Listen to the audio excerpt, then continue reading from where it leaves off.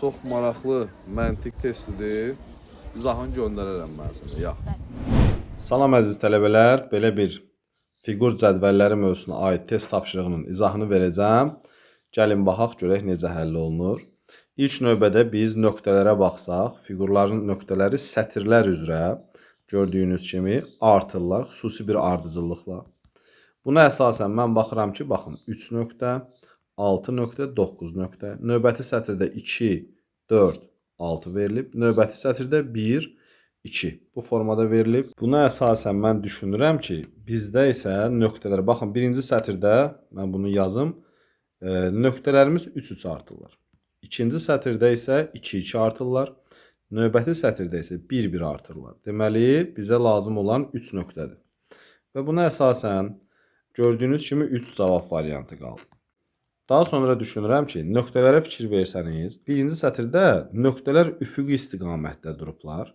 Yəni, üfüqi istiqamətdə artırlar. İkinci sətrimizə də fikir verirsinizmi? Bax, 2 nöqtə idi, sonra 2-nin üstünə bir dənə də 2 qoydu.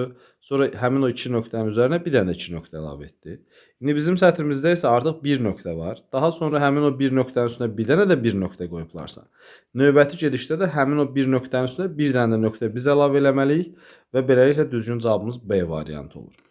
Soruşsanız ki, bəs oxlar necə? Oxlara fikir verin. Birinci sətir üzrə oxlar hər dəfə bir addım qarşıya keçirlər. Baxın, soldakı xətt üzərində idi, daha sonra yuxarı sola keçdi, sonra biraz da yuxarı qalxdı. Bir addım hərəkət eləyir oxlar.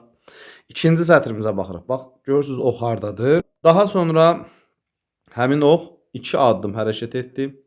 Daha sonra artıq görürsünüz hardadır. Növbəti gedişdə də təbii ki 1 və 2 addım. İkinci sətirdə artıq 2-2 hərəkət etdi. Üçüncü sətirdə isə baxırıq ki, ox işarəsi harda verilibdir. Növbəti gedişdə 1, 2, 3 addım gördüyünüz kimi bura gəlib. Deməli, bizim sətrimizdə ox işarələri hər dəfə xətlər üzrə 3 xət hərəkət edirlər. İndi təbii ki, öz növbəsində biz də 1, 2 və 3-cü xət üzərində saxlamalıyıq. Buna görə də elə həqiqətən də doğru cavabımız B variantı imiş.